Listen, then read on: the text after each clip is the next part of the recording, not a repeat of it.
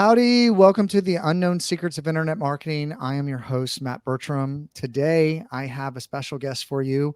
A lot of what we've been doing with the podcast, as you've been listening to the different interviews, we've been really expanding into growth marketing. And I thought it would be a great idea to bring someone on that's done it, someone that's taken uh, knowledge from a service-based business, found a product that they liked, moved forward, pushed that product forward, and is now selling, DTC millions upon millions of dollars, has built an in-house team, has done it. And so I want to introduce Kelley. Kelley, thanks for coming on. I think your story is fascinating. I think the audience will very much be interested in kind of what your origin story was, what you learned along the way, and then what you're doing now. And then teaser for everyone. And I'm going to let Kelley introduce himself. He has a men's brand line, and I know that a large portion of our audience is men. So there's a bonus here that you might get something out of it that you didn't know. You're coming here for digital marketing, you might walk away with some skincare products. So Kelley, thanks for coming on. Thanks, Matt. Not my purpose. Not my purpose to sell skincare. My purpose is to help people as they think about their brands and their businesses and their careers, and share any morsels of what I learned along the way. So thanks for having me on your show.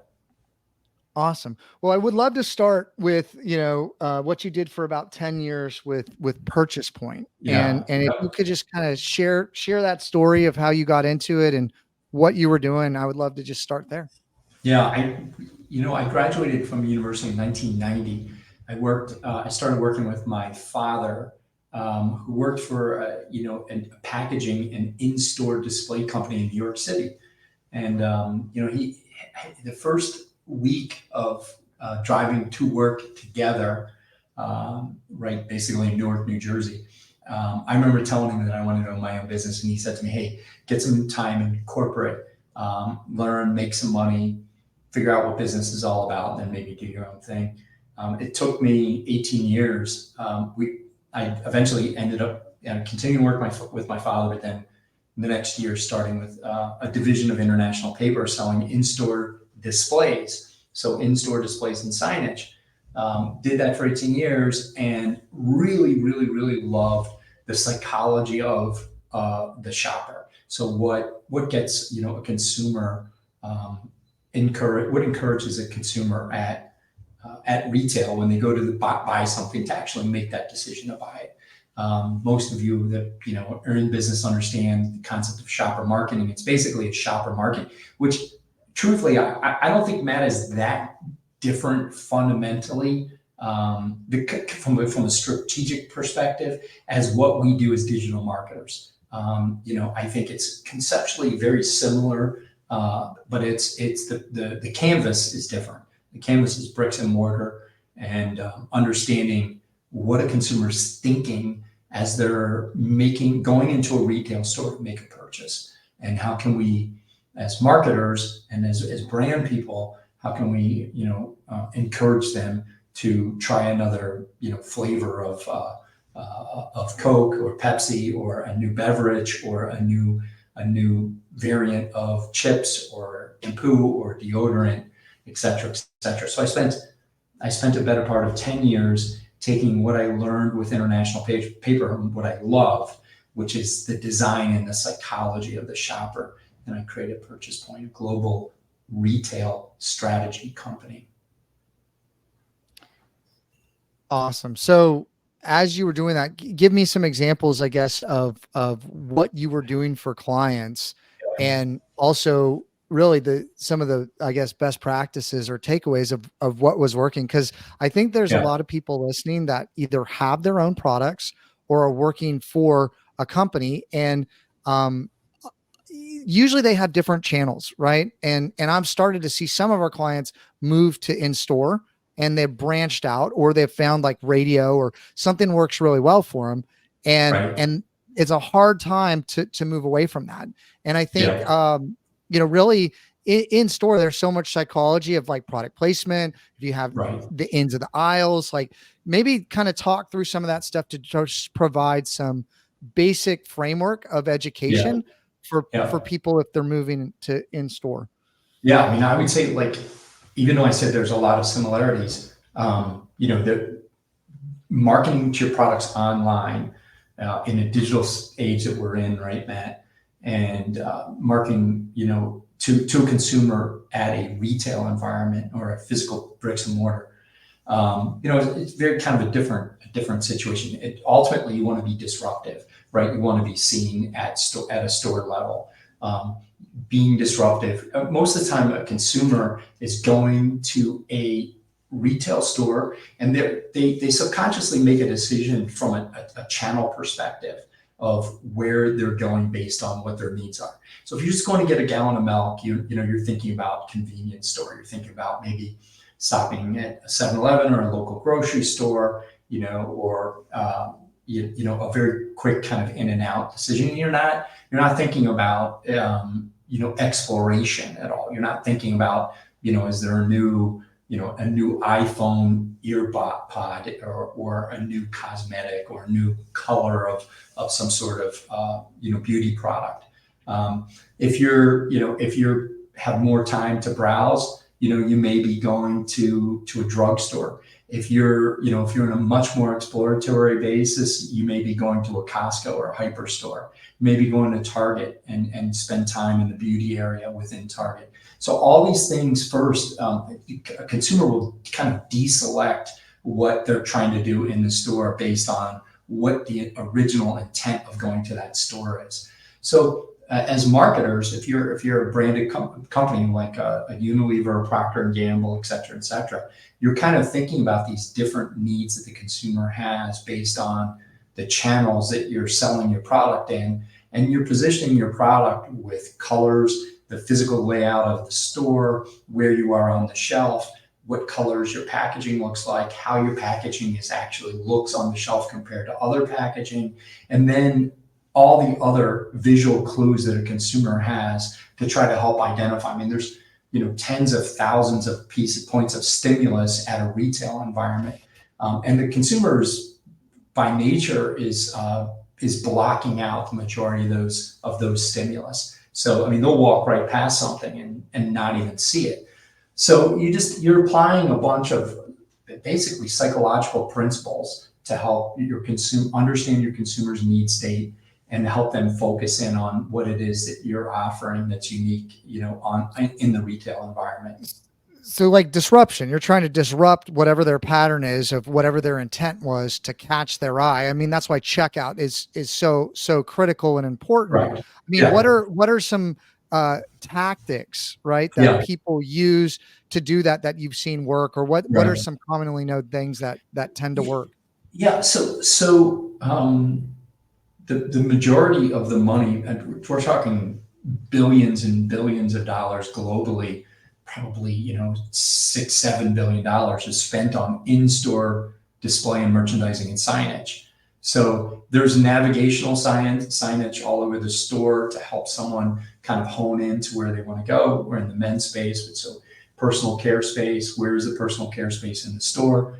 And then there's end aisle displays, and where people are paying secondary placement to get a perfect position on the end aisle, and they've got a brand new flavor or variant of a deodorant, and they want to be in a prominent position, so they're actually paying for some off shelf location where they're being prominently displayed. And then you're applying a bunch of well-known psychological principles, like for instance 10-foot, 5-foot, 1-foot principles. So you want to be able to capture the attention of the consumer at 10 feet, with certain colors and certain key verbal visual communications. At 5 feet, you want to draw them in so that they're actually touching the product, and they're exploring what it is that's there. And then really trying to close a deal at a 1-foot deal when they have the product in their hand, creating interest and excitement, being very clear about the benefits, functional benefits of the product that they're looking at. So those are all types of things that retailers and brands are thinking about and trying to do, to encourage a consumer to stop along the way and try something new. So Kelly, you made me start to think. My sister works for Ferrara, as a candy rep, and Sure. Right.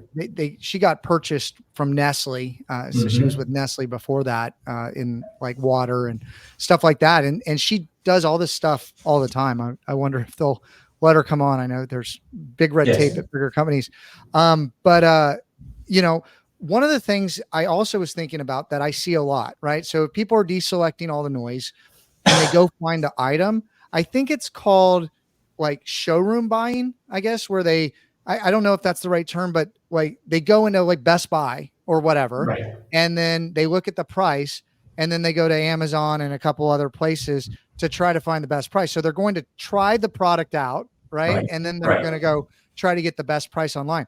How is that combat? How do you combat that if you're the physical store or the brand, or what is your view on just that Yeah.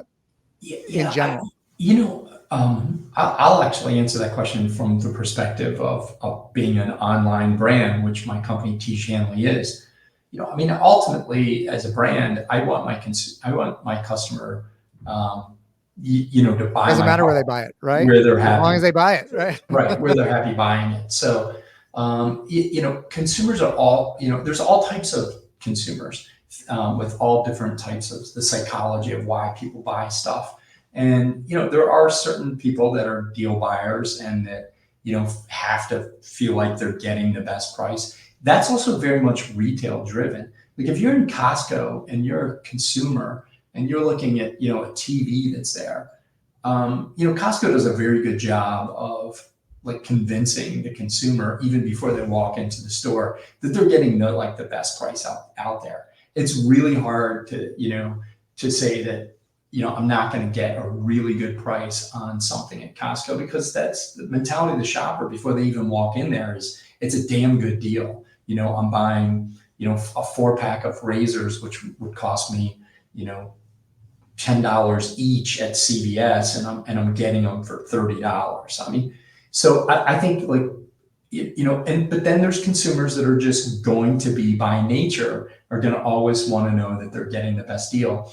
Those are going to be people that are shopping and they're not going to be in Costco, and they're not going to probably be in Target. They're going to be more in like a Walmart or a dollar store, and they want to make sure that they're getting the best deal. So there's a lot of predisposed notion about what the price is in a certain retailer just before they walk into the store. A couple things to add on that is what I'm seeing happening in the trend.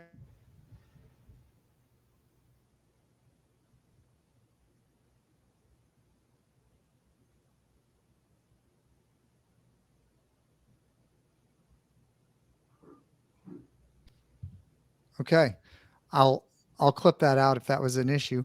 But essentially, um, what I'm seeing in the trends is like the Macy's is going out of business, and Yeah. then a lot of the department stores are moving to Target. Target's carrying some higher end brands, and Right. then even so Target's doing great, okay, because they're kind of catching the middle of the market, and then the people that are dropping down to the Dollar Tree or Five and Below or whatever, those businesses are really struggling, right? So it's everything's kind of moved down, is what I've seen Yeah, trend wise. I think it's very accurate, Matt. I was just reading about the dollar stores. They actually have been struggling a lot lately, and the reason why is, I think that the economy is a lot tougher than people like to talk about. Maybe it's because it's an election year. I don't really know, but consumers are extremely tired, like financially exhausted, and a lot of consumers that were shopping in these stores, especially like the dollar stores. There's a lot of consumers that go into those stores to shop for like events, like birthday parties, Fourth of July parties within their own families. I'm describing. So what happens is that a lot of people that typically shop in those stores, they are really scaled back. The price of inflation, price of gas, food prices, they really scale back. So they're not having as many parties. They're not inviting all their relatives over for the Fourth of July party. They just can't afford it. And so these stores that are catering, the dollar stores and stuff, have really been hit hard over the last 8 months. And there's as a matter of fact, stuff I've read, it answers exactly the point that you just made. A lot of these stores are actually trying to upscale in the products. They're trying to put some more expensive products to draw in customers that normally wouldn't go there. To attract more of a target customer who's typically not going to these stores to shop. Yeah, if you look at the basket prices, I mean, Target's always kind of had that strategy as far as like total basket price when people are checking out a Walmart versus Yeah. is Target. And so I think the Target strategy is certainly working. I just think with online too, the high-low pricing, and I think it's important to understand if you're selling a product, pricing and marketplaces is a big part of it, like, or geography, right? So globally, we do a number of campaigns and we see kind of certain things that, like, maybe the price point is too high, or maybe it's the economy or seasonally. Like, these are things to consider. One of the things as we move into kind of more of the marketing discussion and away from kind of consumer thought or intent is, I really like, and tell me what you're seeing. I'm not a huge fan of discounting. Okay. I'm a Right. huge fan of, okay, if we need more value, add something to the mix to get the value up, but keep the price fixed. Because I had a client, and I'm not going to mention who it was, but they essentially were training the consumer to buy only when they had a sale, and they had a Yeah. sale every quarter. And so they were trying to uptick their brand in a way that all the demand wasn't pent up and used it in this discount kind of model. And the kind of people they were attracting were all people that wanted a deal, right? And Right. that wasn't who their target consumer was. And every time they ran a special, that's when they would get all their sales. And so it was lopsided when we were doing projections of, we knew where the sales were going to come, and so I don't know. I have kind of an opinion as far as discounting. Now, certainly online, like getting people in the door, cracking the wallet, there's different strategies when you're building funnels. But I'm just curious your perspective, because you've seen DTC all the way to in store. And I'm just curious how you Yeah, position I yourself. personally don't like discounting at all. I think it's a very slippery slope. You're training your consumer to purchase on, on sales, right? And we know all the brands out there. Like, there's, for my personal consumption, there's some fashion brands that I like. Some that, I like how the shirts fit me, so I buy my shirts there, et cetera, et cetera. And those brands that are, having sales every 3 weeks, you're just waiting. You've just trained your consumer to wait for the sale. So, and that's I've a seen downward. that. I've seen that in a lot of men, like the men's shirts, or like I get advertised on all this kind of stuff. And yeah, there's a sale like every 3 weeks. And it's Right. like, I know that the price point, like if you want to say, okay, coming up, like Labor Day or, whatever, that you're having a sale, or 4th of July or what have you, fine. If you want to like throw in something else or add an item with the sale, great. But when they say, oh, 20% off, it's like, okay, if I know it's 20% off, why would I buy it when it's full price? Yeah. I mean, But I'm look, seeing a lot of brands do this, and I feel like it might be a huge mistake. I mean, as a consumer, we don't really fully understand the economics of the brands. Like, we don't understand, we don't really know how brands manage their P&L. We, we're a premium product, right? We are a skincare product. There are functional benefits to our product. Your skin will look better if you use our product. You'll protect your skin against skin cancer, et cetera, et cetera. But we're a premium price product, and you don't, we're a luxury product. You don't have to buy our product, right? We do discount for trial, but and the reason why we do that is because it's very hard to convince a guy.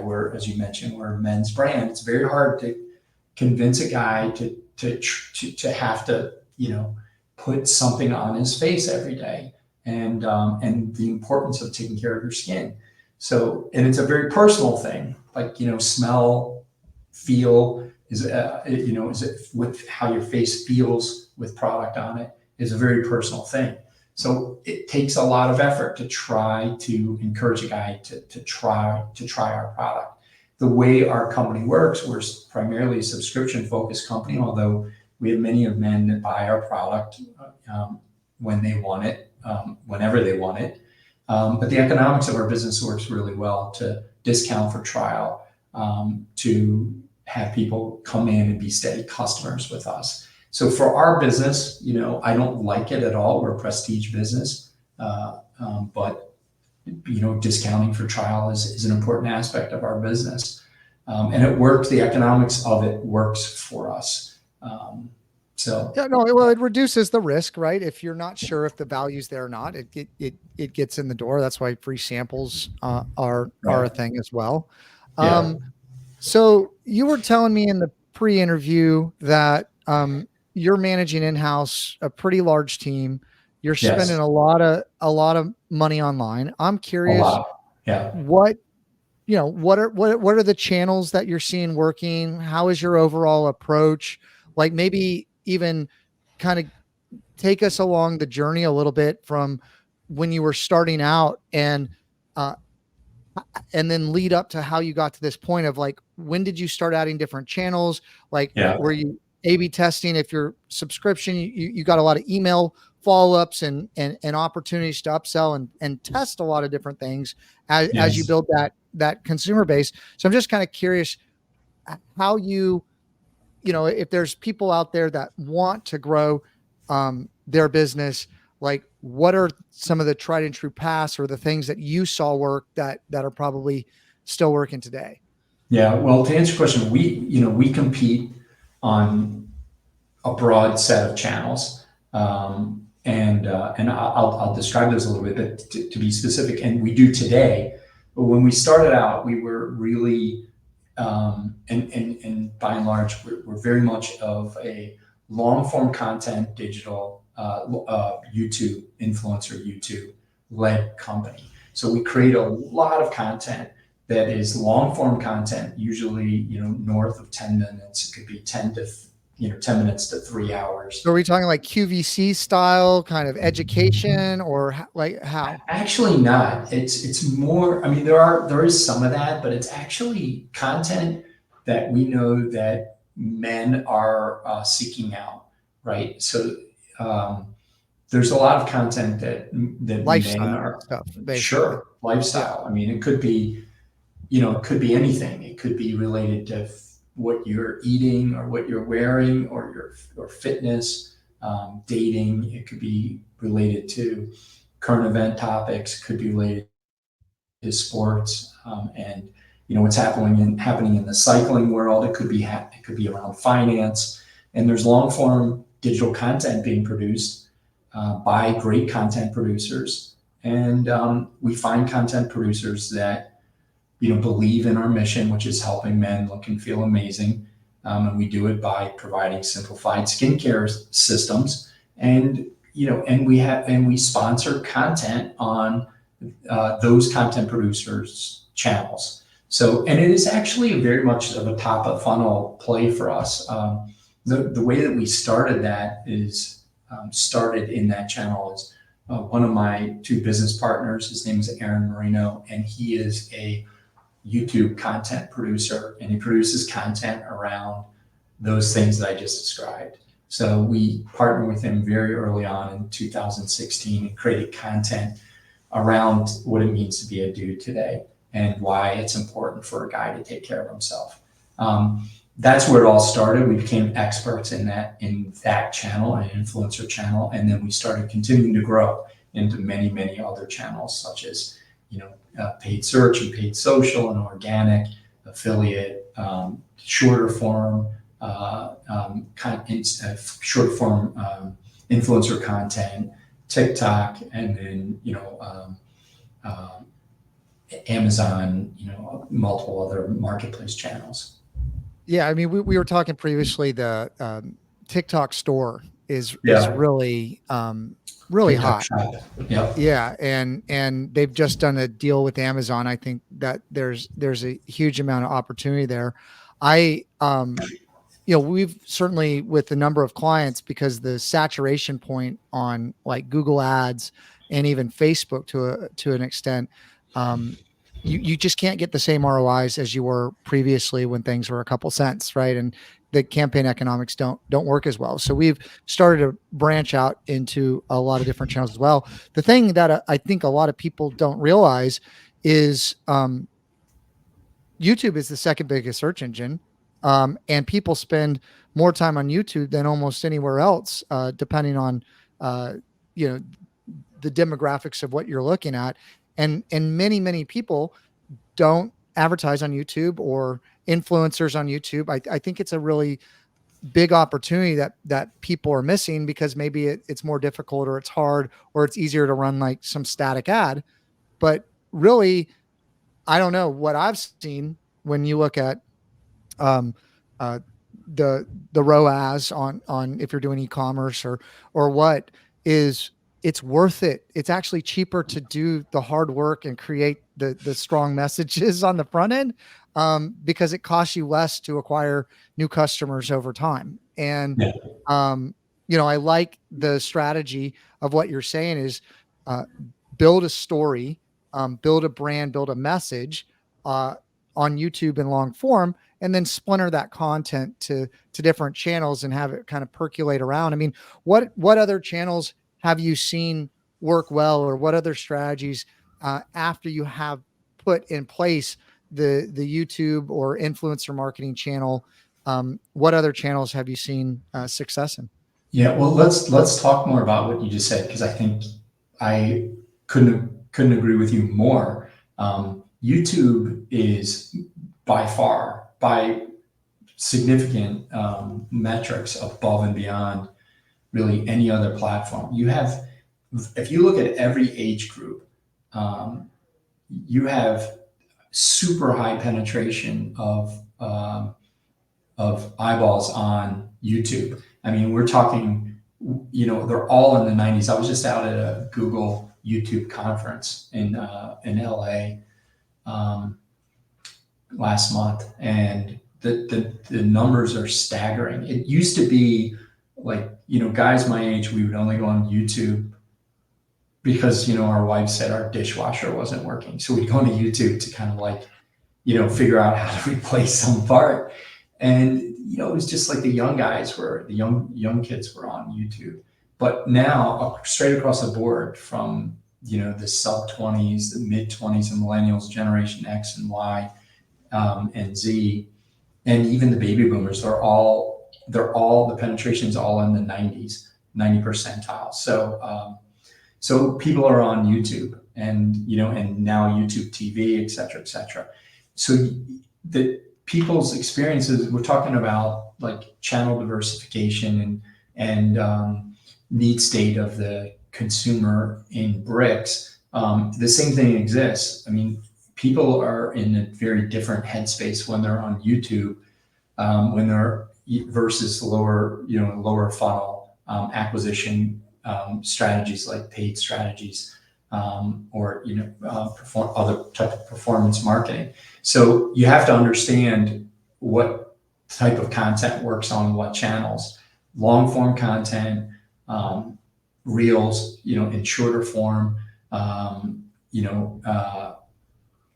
pre-roll ads and things of that nature. Really, and YouTube in general really is more of a top of funnel play. So it's not the type of place that really, and they want to keep people on the platform. They don't want to send people off the platform. It's not the type of place you're sending people to, landing pages and PDP pages to try to get an acquisition. It's really much more of a branded top of the funnel strategy, in my opinion. But it's the gift that keeps on giving because the content lives out there. So we make about 300 to 400 pieces of content a month. I mean, we have thousands of pieces of content, sponsored content that's living on YouTube, and it drives sales. Videos that were up, we posted 4 years ago are still driving sales today. And they're driving awareness. And so we have huge amount of branded traffic coming to our website from all the money that we spent on YouTube. So then to answer your question, right? Or as people say in the company, we're hoovering them up at the mid and lower funnel on more traditional uh, channels, such as the meta channels and and Google, and paid search and Google properties off of the YouTube network. So we're really spending a lot of money mid and low funnel there. Yeah, And getting I would. the media marketing mix correct is really challenging too. We work on that every day. Yeah, I would love to talk about that a little bit more to add to what you're saying. I mean, YouTube's targeting is so robust. I mean, they've been around, one of the longest platforms. I mean, some of these newer platforms, some of the targeting is not as accurate as you would like to see it. And so really with YouTube, it's brand building, and that's where a lot of your customers are living. You want to be where your customers are living, and they're spending more time on YouTube than they're spending anywhere else. And really, YouTube Shorts, TikTok, Instagram, all that, like, those are to get their interest, catch their attention, but then get them to the long form content, right? Get them where they can hear your message. It's very, I think, an educational play to a big extent of why maybe you have to put stuff on your face, and as you get older, you're going to age, and you probably should be doing it sooner. I mean, that's not something you can tell somebody in 30 seconds, and it might not be a value that someone has if you say it in a static ad. And Right. it's more of, you know, letting them learn on their own basis, and creating all that content to find what they're looking for, uh, from a top of the funnel. I mean, even what I'm seeing is like, direct to consumer OTT ads. Sorry, like, connected TV is what I meant. Like Yeah. connected TV, Sure. like I'm seeing, like QR codes, not driving them to a landing page, driving them to a YouTube channel, right? Yeah. And to Right. to Yeah. try to get them, because YouTube, if you can get them to subscribe, or you can get them to like some of these videos, the algorithm will continue to show them this stuff, and it just builds into, um, that reoccurring marketing, or the permission marketing that you're talking about, with hey, I want to continuously see this stuff to reinforce my beliefs, and then I need my beliefs reinforced, so I keep buying the products, right? And so we keep shipping it to them. So it's just this machine, right? That you're trying to, Flywheel. Yep. yeah, Correct. flywheel. Yeah. I mean, what I know, we're kind of getting to a point where we have a hard stop here. Would love to continue this discussion maybe at a later time, but Sure. what are some of the things, if you think back, and maybe put yourself in the, shoes of someone that has a Shopify store or WooCommerce, and they're generating maybe a couple $1 million now? Certainly, what I've also seen when a lot of clients come into us is they might be generating a lot of money, but do they have the profit margin, right? Or Right. is all their advertising at that point just kind of breaking even, or their P&L just doesn't look very good, even though it looks like top line, they've sold a lot, right? Right. But it's about, I think, getting the customer acquisition cost right, and the lifetime value of the customer, and understanding the marketing mix of how it all plays together, and then know what your numbers are, because there's things that might be driving sales, but it's not driving revenue. Now, if it's a loss leader, so be it, and you can upsell them into other things. But to get a funnel working properly, it takes a lot of optimization. And I'm just kind of curious your approach to that, as well as maybe any best practices, and then, definitely, how to best, get a hold of you, or find out more about your product. So, Yeah. Well, look, we are a self-funded, organically grown company, and we've been very fortunate that we've, even though it's been a very tough few years, we've been able to continue to grow our business and grow it profitably. So, it takes a tremendous amount of discipline to be cash efficient. And we don't do anything where we're not where we don't have enough data to really understand the ramifications of what happens if we spend $1 here? Are we going to recover that, that revenue? And the only way to really know that is to have a significant amount of data. And so leaning into understanding your data, understanding your customers. What we want to do is get to the point where we're looking at contribution dollars, right down to on the channel level to the creative level, and understanding the contribution dollars of every penny that we spend. And so for us, the economics of our business looks like understanding what we call a future 12-month earning, which is what a predictive earning would be when Matt comes in to purchase product from us. What is our expectations that we're going to sell another box. To Matt, we're making estimates of that based on what we know about him as a customer, what he purchased from us originally, what price he paid originally, what channel he came in from, and then we're spending against that, what we believe is that future 12-month earning, knowing that we need to make a certain amount of money on that transaction over those future 12 months. And then every single day we're pressure checking those assumptions to see if we're correct or not. So the cohort of people that purchased from us yesterday, we will look at those cohorts by channel, 30 days, 35 days, 45 days, 60 days, 90 days. And we're able to predict down to a couple of percentage points whether or not those customers behaved in the way that we expected them to be. And once you've got a model like that, you can spend against it, meaning that you can decide today if we want to spend $50 to acquire a guy like Matt, or do we want to only spend $38 or $42 or so forth and so on. And then we adjust our media marketing mix and how much money we're spending in each channel and in each position in the channel, the top of the funnel, the middle of the funnel, the lower of the funnel, to bring more guys like Matt in. So Kelley, that was more of an answer than you wanted, but that's how, no, actually what it made me think about is I just did a podcast yesterday on another show, and it was really focused on B2B. Okay. And it was really about how marketers or CMOs can have the conversation with the executive team and talk from a growth standpoint with finance, right? With sales, with all the different channels, and speak in the language of numbers versus narratives. Right. And, people on the consumer side that sell consumer products already have this dialed in. I think that it's starting to catch up on the B2B side.